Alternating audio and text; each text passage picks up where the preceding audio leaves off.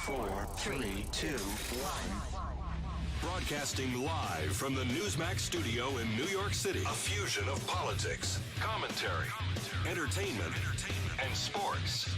Steve and his team bring you the latest news and opinion now. Here is Steve Malzberg.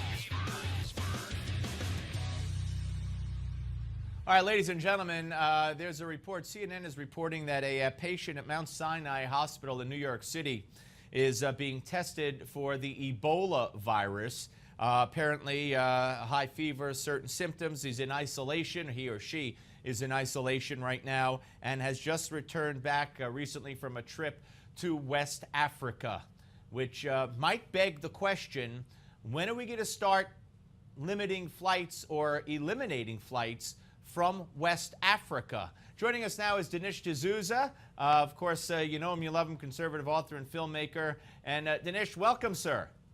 Hi, Steve. How are you? Great. And you and I haven't had a chance to talk since July 4th, and it was July 5th that my son, who's 14, and I went to see your great movie, America, Imagine the World Without Her. And I got to tell you, it was riveting. It was fascinating. It was educational for me. It was educational for me. But I can only imagine how educational it was for my son. And when he hears all this garbage in school from friends and teachers alike about America this, America that, he learned so much from your film to answer that back. But not only answer it back, he now knows what to say because he learned it from your film. Well, Steve, I love that. And I think that, you know, getting this kind of information makes us into very dangerous Americans because the left has worked so hard to concoct this story about America. They've presented it to young people as if it were just history. And now when you round out the picture and put in the stuff that the left has so assiduously taken out, people go, wow, this allows us to interpret American history in a completely different way.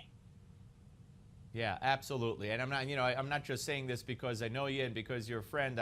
I really mean it, and it was a great film. Now, let me ask you about the story I just started with here, and that's the Ebola virus here. You know, we brought the 2 American doctors. We brought one back.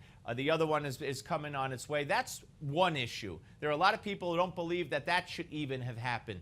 But now you got this report of a patient being tested at Mount Sinai here in New York City. I mean, let's say, God forbid, this person's positive, or even if they're negative. What about the next person who came from West Africa, or the person who's going to come tomorrow from West Africa and comes down and is sick and maybe gets Ebola? How many people on the plane got infected? How many people in the hospital got infected? Why on earth are we not thinking of limiting flights, at least, from these infected countries?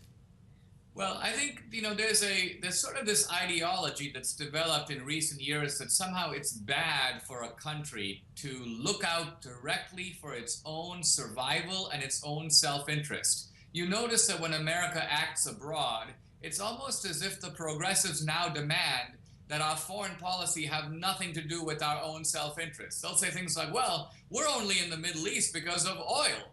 And my point is, I certainly hope so. I can't think of other reasons to be over there, can you? In other words, a country should and must protect the self-interest and, in fact, the survival of its own citizens. Now, there are a lot of problems in the rest of the world, poverty, disease, epidemics. We should be compassionate toward those people, but that does not mean that we should not draw a tight cordon around ourselves. And it is the first duty of any government to protect its own citizens. Would you, if you were serving in our government, look into whether or not it would be feasible and also beneficial to look at those flights coming in from West Africa? Absolutely, because if you simply make a simple balance sheet, what is the risk of excluding some West African flights from coming in on the one hand? That's minimal. Versus what is the risk of having a very serious health problem in the United States? That's something that that weighs heavily on behalf of looking out for the health of our own citizens.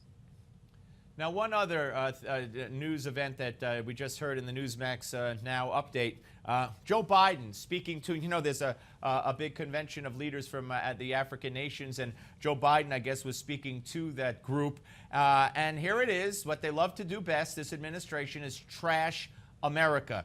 Joe Biden saying that America's not perfect, doesn't have all the answers. In fact, they're far from perfect. He went on to say corruption, and we know that a lot of the African countries are corrupt in their leadership.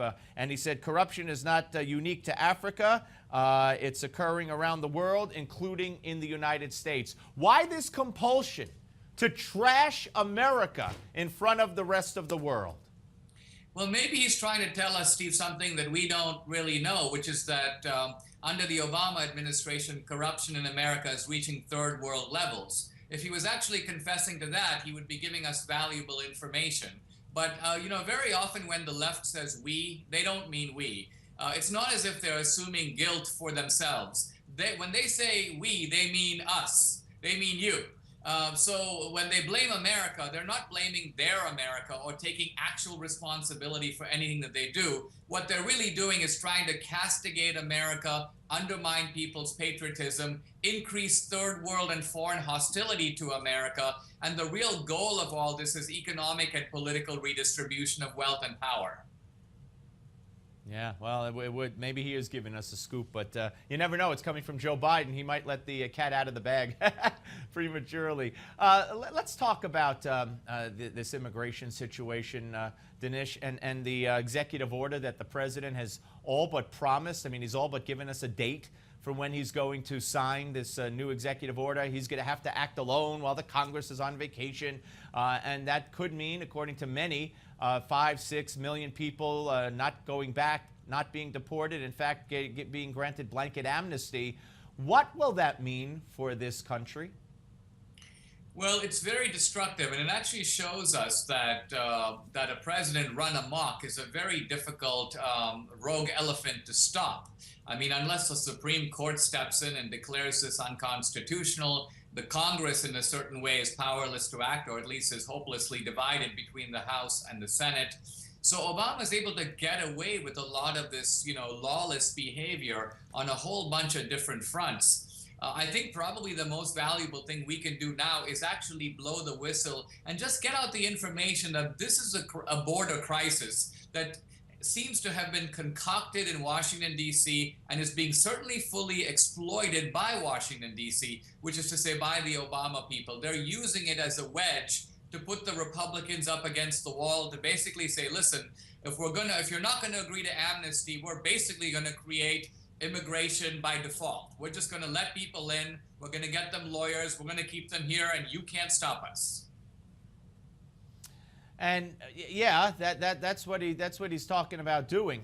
But you know, to me, this suing of the president is one way. You know, Tom DeLay, who we had on earlier, the former majority leader of the House, said, you know, suing isn't the way to go. He believes the way to go is if the president does that, for instance, then cut off the funding for it, which of course would result in a shutdown of the government, quite possibly, but of course brought on by the president because he's the only one who could shut down the government.